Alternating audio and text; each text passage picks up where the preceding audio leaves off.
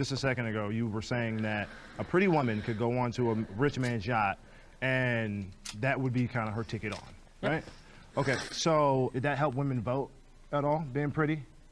But what does that have to do with the... I'm just asking, because, I mean, when we're talking about women's lives being better than they think they are, would you rather be pretty and be able to get on a yacht or have your liberties? What are we living in, like 1950s or 2022? They already have the right to vote for a long time. Yeah, but that's the whole point. Like, that's what you're here to debate feminism versus anti-feminism, and feminism is the whole point of, you know, women having rights and being treated as equals. So it kind of does have a point here, mate.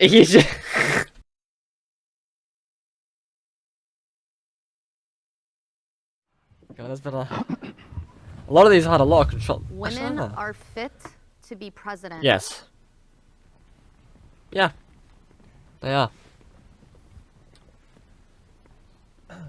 I mean, really, this is a no-brainer for me. Yeah. I think that this is, I expected this to be unanimous, but I think this will probably be the biggest agreement amongst the group today. I think that anyone who's born in America... the biggest agreement was, what's the prompt again? The biggest agreement was, the one before that, which was, period pains are exaggerated. That's the most unanimously agreed one because no one put it forward.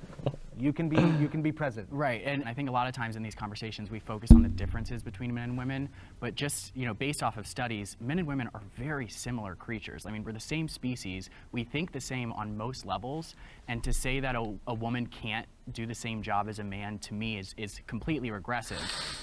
Now, I consider myself an anti-feminist today, but this is the type of question that I would be a feminist for 50 years ago. To me, it should be a unanimous, thing stepping forward. But I look forward to hearing what they have to say. Sorry, man. I think eligibility and optimal option is the difference. I think a woman can be eligible to be president. I think is it the optimal situation? No. I would kind of disagree with you where you say men and women are generally the same. I think we're completely different in the way that we process information, the way that we make choices, the way that we build society. Men are very hierarchical in nature, so it's very merit-oriented. I think women are a little bit more communitarianism or communism. That's what I'm looking for. Communism. Communistic. You mean community-based? Community-based, right. Thank you. Where everybody gets one. So you get one, you get one. It's not really based on output, which I think is good in some cases, but I think in a general scheme of building a structure of government, I would say having it more merit-based, very capitalistic, where you go out, you work for your living, you provide for your family. I think that's the way that men typically build society. So even a woman whose worldview aligns with yours, you don't think that she would be fit to be president, even if every single view she has aligns right, with like I said, she could be fit, but is it the optimal situation? No, why would she? So is the only reason she's not optimal because she's a woman? I would say if it's not optimal because God called men to be the leaders of society. So again, you keep going back to God, and we keep trying to center Christianity as like the know-all, end-all. What about all the religions that had female goddesses and matriarchal systems? We also don't have to sidestep Christianity as if there were not any female leaders in the Bible either. Absolutely. Yeah. I'm gonna go to for my reason why. I think it was in London, and it's before their current prime minister. I'm forgetting her name, but she was their mayor for. Liz Truss. Okay, Prime Minister Liz. So okay, this was recorded a little while. This was made a little while ago then. Prime Minister Liz Truss of Britain announced her resignation. Sorry, I've never seen the word resignation before. Announced her resignation on Thursday, bringing a swift end to a 6-week stint in office. The shortest period of the Prime Minister's ever had to date. For about 2 months, and she ran away. She pretty much resigned, was done with it. And I do personally think that women are more emotional beings. We are not similar. And that's actually not factually true. There are big differences between us, and those differences are very vast on the spectrum, yes, but we are a lot more similar in the way we process information. I was just trying to finish what I was saying. I was pretty much like trying to go to the point of feminism has created, especially Western women, to be more emotional, more radical on like their decision making, and more like just more emotionally charged. And that's where I brought up the London thing, where I feel like that's a good example of that happening, where the Have- pressure has got it? to him. Resigning is coward to me, like being a coward. So if Has a I- male president ever resigned? I'm not sure, but that's Richard, what I'm saying. so yeah, if I can But interject. Richard Nixon, it was because he was getting like put into crime. Like that was a Yeah, so you it's can't like use- double Yeah, worse. so never- That's so not that- better, that that's doesn't worse. matter. So if I can interject. So you're kind of using this one anecdotal evidence of like, oh, this one woman got in office. Are you aware of all of history? Because like literally, men led pretty much every Everything nation. I'd else. say about 99% of Everything nations, else. forever. So like, yeah, all the good things that have happened from nations, sure, you can attribute that to the men.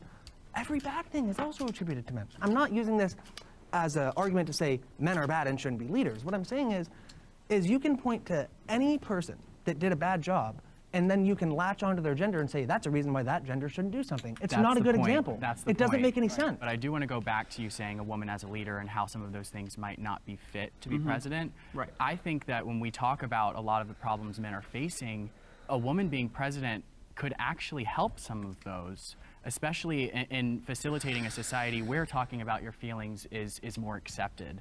I do believe in a 100% merit-based society, which is why I believe that anybody, man or woman, gay or straight, black or white, can be president if they have the merit to be so. But I think that to say that just because a woman makes some decisions differently would somehow have a negative impact on society is all just based off of assumption, when it could actually have a very positive one. The gender pay gap is real. Yeah. I agree that the pay gap is real, but I don't agree with the studies that a lot of people use to say that it's solely based because of being a woman, rather than taking into account career preference, time taken off, the actual way you do your job. There's a lot of other variables that go into these studies, and a lot of times I see the feminist movement say, oh, if you're a woman, you're going to make less than a man, and it's just a lot more complex than that. So I agree that it's a nuanced conversation. So there's like two things that I want to put on it. My dad, right? Do you think my dad raised my brother and I and my sister the same? Obviously not. No, I would hope not. Well, yeah, but like in the sense You're a that man my and your dad sister's a woman. pushed me into different things than he pushed my sister towards. I think women are raised in a way where they're not encouraged to pursue their interests. And now we're starting to get to a generation where I think that might happen, but it's going to take some time. But then the second one is going to be that you get what you negotiate. And this is, I can only give personal experience again. My dad has worked in HR. They offer men more at the start than they do women because men are more likely to negotiate anyways. Women are more likely to take the first thing that is offered. That's So, true, yeah. So, and that is the thing where they take advantage of the fact that they know women feel uncomfortable in a male-dominated space. So you're going to get a job interview. You're getting interviewed by a man. Everyone you saw when you walked in, for the most part, was a man. And then they offer you a salary. You're going to be a little bit less likely to push back. But that's and not that's on my the, personal that's- experience. But that's not on the company in that example. That's on the women, unfortunately, right? They have to be their own best advocate. They have to stand up for themselves. They have to negotiate better. You look at Or you this can just issue. pay 'em more. When you look at, Yeah. But Right, based like- on but when you what, but when you look at this Equality? issue of the gender wage gap, also too, it's the narrative that surrounds it is absolutely factually untrue. You're looking at the average income or salaries of men and the average incomes of women, and obviously there's going to be a difference. Men and women choose to do different things. Like you said, men tend to dominate higher paying industries, higher paying careers. Women tend to go do other things. I also think that there's a level of preservation that is omitted in these types of conversations. You guys say it's nature, right? I have 2 daughters.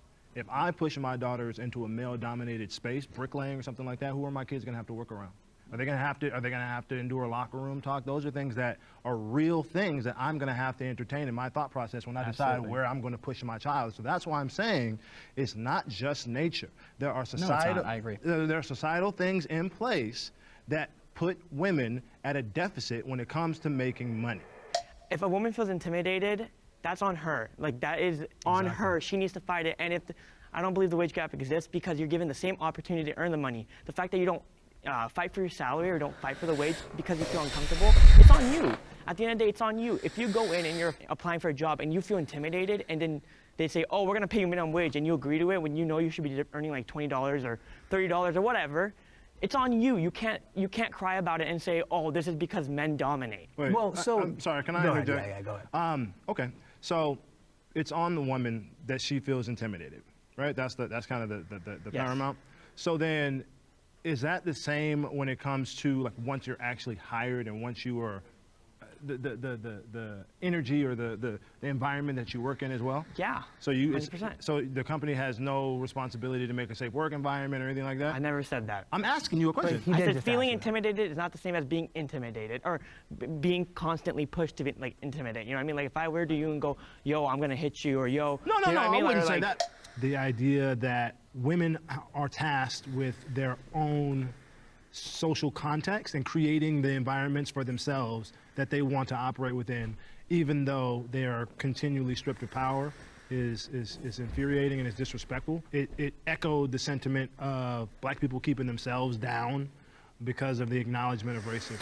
I think we'd all agree, teachers, nurses, medical professionals, objectively important jobs for the fabric of in society. the United States. And it's we just a and we coincidence? and we clearly undervalue these industries that are women dominant. Do you think that that's just a coincidence? No, where I would agree with you is I do think that teachers and nurses should make more money, but that doesn't factor into the point that there is a pay gap, because if a man goes to be a teacher, he's still going to get paid the same amount as a woman. All right, So it let's doesn't take a really job. matter. Let's take a job where men and women both participate. Like World Cup's going on right now. Look at the U.S. American Oh my men's team gosh. and the women's The men's team is also significantly more skilled than the women's team and brings in a bigger and more audience. people watch Skilled it. how? More people They watch play it. this- Do you think people that play in the But they don't- WNBA should be making the same thing as NBA they- players? Exactly. I don't They think should be getting NBA the or same share. WNBA players should be same- making No, more that's not than my question. teachers. That's not my and question. In 2022, women are not victims, but yet we live in a society that glorifies being a victim, glorifies being. Well, I mean, in some regards they are.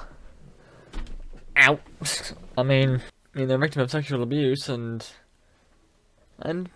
yeah, they are still a victim of many social injustices to this day. So Being oppressed glorifies people feeling bad for you, when honestly, all it does is, again, it provides another disservice to the people that are these so-called victims.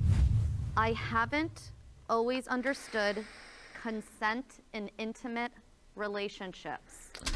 I understand consent, but I've never been in an intimate relationship, so I cannot comment.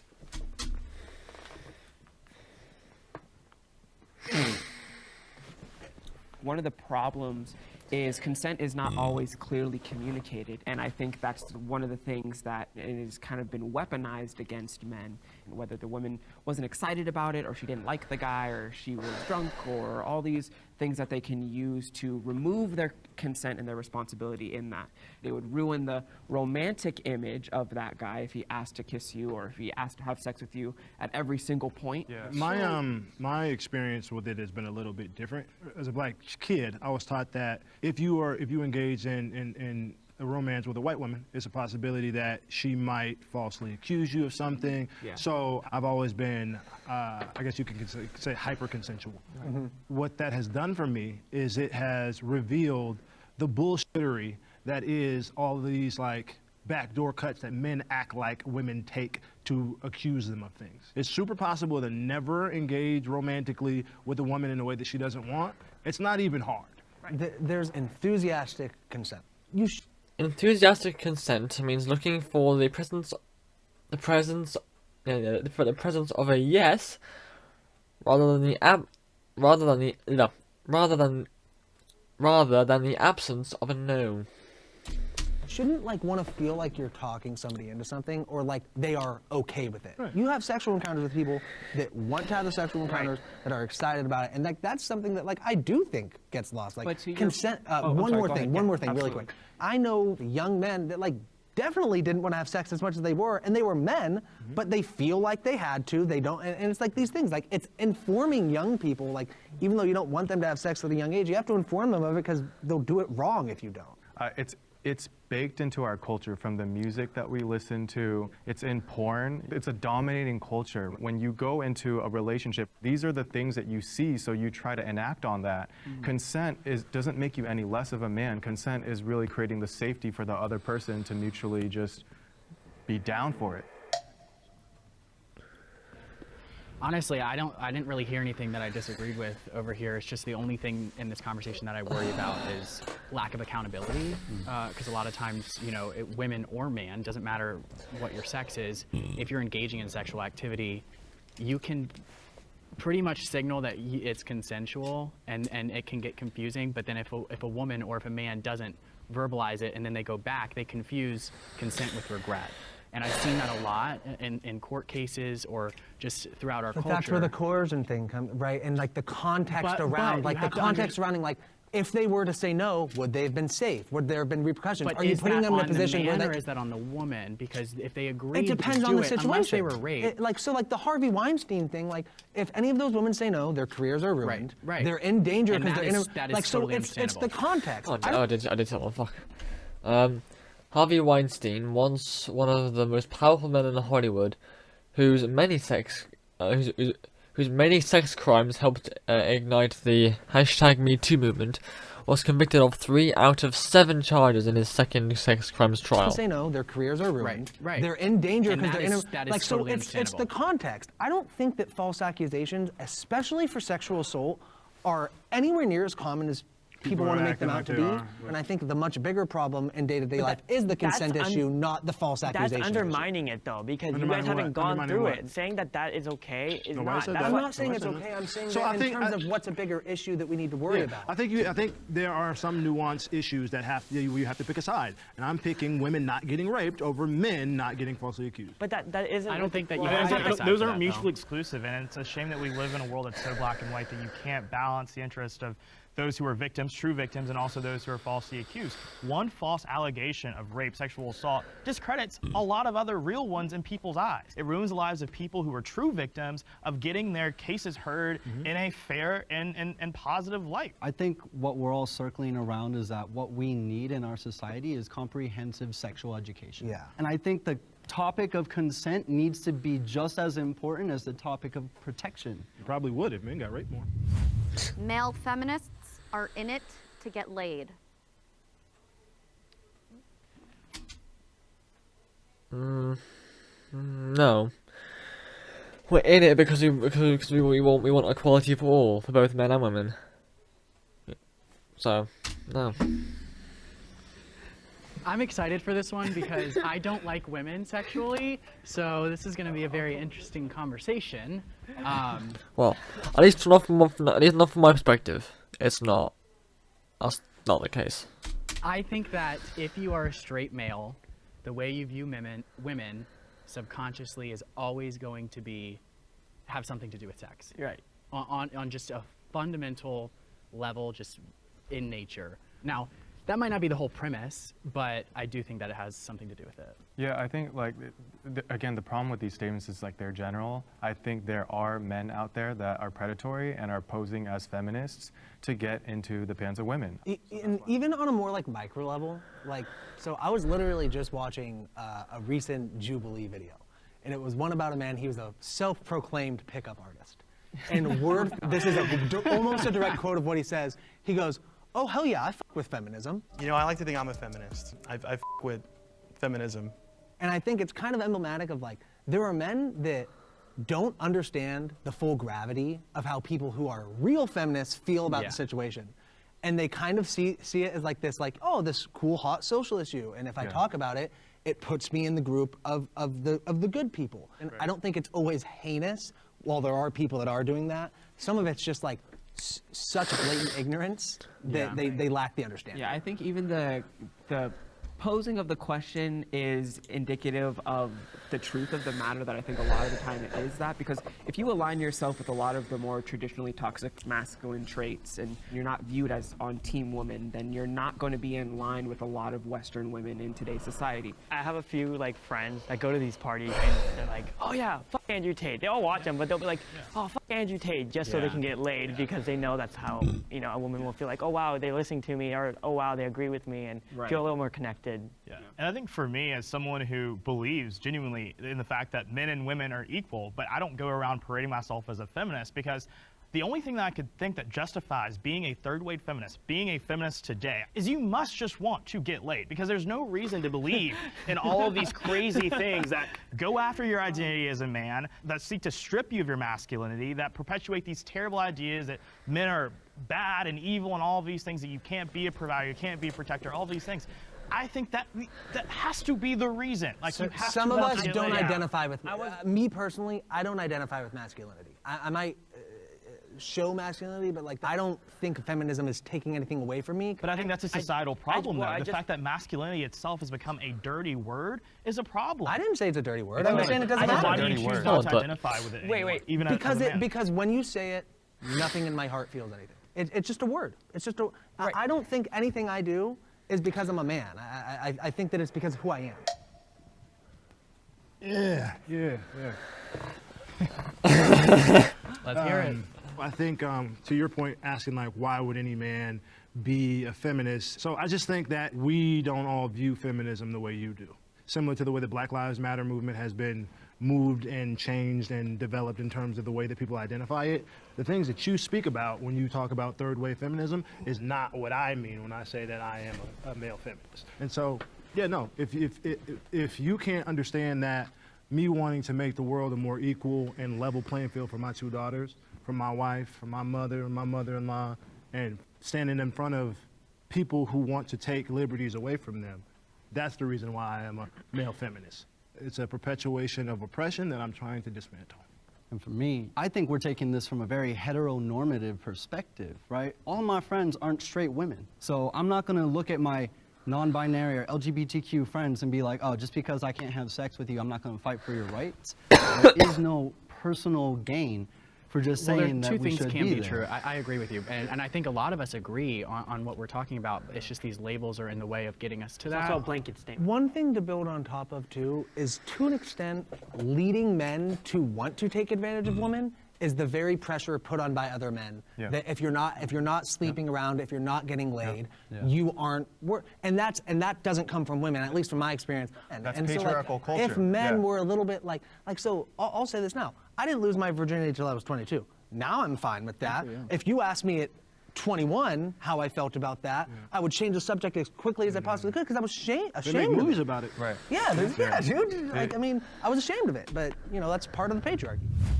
This is gonna be the last prompt. No. I want to hear everyone speak. I want everyone to get their voice in. Be mindful of folks that are trying to talk. Step forward if you agree with the prompt. I like living in a patriarchal society. Didn't think so. Oh, maybe not. Never mind.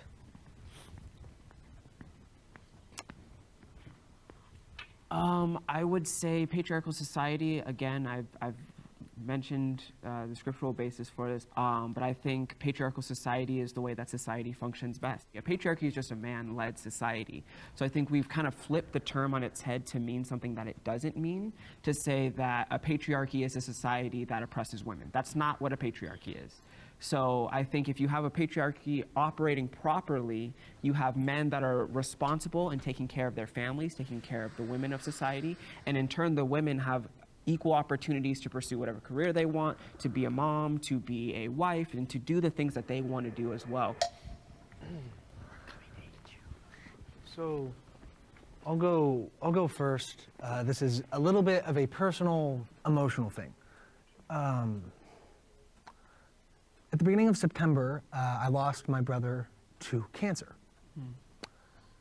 And I took about 2 or 3 weeks off work. And then I really started feeling, the financial impact of it. And I have my girlfriend, people in my life telling me that they want to help me out financially. But I have this thing internally within me that feels like a leech. In some way, shape, or form, that is because of this thing this expectation that we put on men to be providers. It's really fucking hard. And I can't explain why. I would have liked to have a little bit more time than 3 weeks before I had to start worrying about fucking money again after my brother passed away. And I do feel like that kind of is a direct result of the patriarchy. And I know that it is myself, it's my personal feelings, but I think it stems from the society that I grew up in that I'm even feeling these things to. Yeah, to start, I want to say I'm really sorry for your loss, because I can't even imagine what it's like to lose a loved one. So I want to thank you for sharing your story. It's really important for people to hear. But I don't think that it's accurate to blame a horrific situation on one aspect of society or the patriarchy or this without any solid basis. That is, so I think that's a fair response. And to clarify my statement just a little bit, that's more of a communal problem. I wish there was a little bit more of a stronger community sense within our and correct me if I'm wrong, country. but I feel like a patriarchal society is not one of support. It's one of merit. It's one of bootstraps. It's one of strength. Competition. Yeah, it's competition. You said that a merit-based society is somehow correlated with the patriarchy, and I don't see the correlation there, because if you look anywhere in nature, everything is merit-based. You know, lions in the safari, it's about strength. It's about, you know, competition. That's just how our world works. And my biggest flaw with feminism today, or any social movement really, is that some things are just inherent to nature. So to try to solve equal outcome and solve all of these problems, it's just naive, and it takes away from actually solving the issues that are in front of us, because it's a delusion. There will always be winners and losers. Yeah. I just wanted to go back and, you know, we've been asking, what does patriarchy mean, right? You know, I don't think it just means male-led. What I'm trying to dismantle is the institutions in our society reinforcing that males are superior. A lot of societal institutions and staples of our society are reinforcing that narrative that men alone have to take on that mantle of being the one to provide, being the one to lead the charge on fixing a problem, right? Where, like what Tucker was saying, we all experience emotions and, you know, react independently, and we look for community. Yeah, so I think a direct combat towards the patriarchy is emotional intelligence that we haven't actually talked much about today. We keep going back to business, money, and all these different things, because those are things associated with manhood. But if we really want to shift the dynamic, it's about how do we own like the emotional parts of ourselves as men, and that is not a conversation that is had in society enough, nor is it supported. In a patriarchal society, it impacts men in a way where we feel like we can't let the armor down. That's what the difference between third, you know, you're saying like third wave feminism versus like first and second wave. I feel like now it's about superiority. When you're saying like you're mansplaining, or when you're like putting that men do this or men, you know, take advantage and men do that, it makes it as we're your enemy, when in reality it should be more about like working as a team, right? I have a clarifying question. Yeah. So you were describing that it's shifting to matriarchy, right? Yeah, matriarchy. Just like more like being against, like when you're demonizing men for like their actions in general. Yeah, so like when we're moving towards a socially matriarchal society, it's mansplaining and it's men being canceled. But when patriarchy is in place, we're dealing with issues of wealth, we're dealing with issues of healthcare, whether you consider it healthcare or not. We're dealing with issues of safety, we're dealing with issues of liberty, we're dealing with issues of choice. It seems that matriarchy is less, I guess, oppressively heavy, because all I have to deal with is you not liking what I have to say. Whereas in a patriarchy, I can't make as much money. That's worse. Well, it's not just about disagreeing about whether or not it exists. And the fact of the matter is, even in a patriarchal society which doesn't exist, men and women can still go and make the same amount of money. If women majored in higher paying fields of study, they would make more money. When we talk about men's mental health, I separate it from patriarchy, because I think that to be expressive about what you're feeling and what you're going through, you have to be strong. And being strong, I associate that with being a man, being masculine. Maybe society would like to beat you up for that. Maybe that's why men are likelier to commit suicide. But that is still an example of strength. I think that as we get further and further along the generations, we need to start preaching to young men the type of strength that you were talking about. Self-awareness, discipline, and honesty, emotional honesty. Not being tough and not like, you know, being able to go through a lot, but being aware when you're going through something, when you're struggling, being able to articulate that, right? And doing it to the right people at the right time. I think that is what strength is. And I think that that's a positive message that we could communicate to the next generation about masculinity. We ended on consensus. Yes, that is a wrap on male feminists versus male anti-feminists. Nice job, y'all. They say they hate men while trying to become men. Not true. That is true. She was f***ing raped. I am a woman. Oh, you're a woman now? I think I've got that one in my React playlist to do at a point. Oh, gee, sorry for the yawning, guys. I didn't expect it. I've had to this video is taking about maybe an hour and a half or 2 hours to film, only because I didn't realize how long it was gonna be. Because I forgot, like, it's one of these like almost hour ones. Obviously, the half an hour ones take me an hour to record. So the hour ones take me more than an hour to record. So I stopped about partway through, had some dinner, and then came back to it. So my apologies, but that was a very good one. Very good one. I enjoyed that. I have no closing thoughts. So without any further ado, thank you all so much for watching this video. If you liked it, please leave a like, leave a comment, and subscribe to the channel to Beckett. If you like, in the description there will not only be a link to this original video, but also be a link to my link tree. On the link tree you can find links to places such as other social medias where I do other things. I'm talking really fast and I'm sorry. There'll be a link on my social media, my link to in the description to this video, and a link to my link tree where you can find other things that I do on the internet as well. Thank you all so much for watching. Thank you all so much for watching this video, and I will see you in the next one. Adios.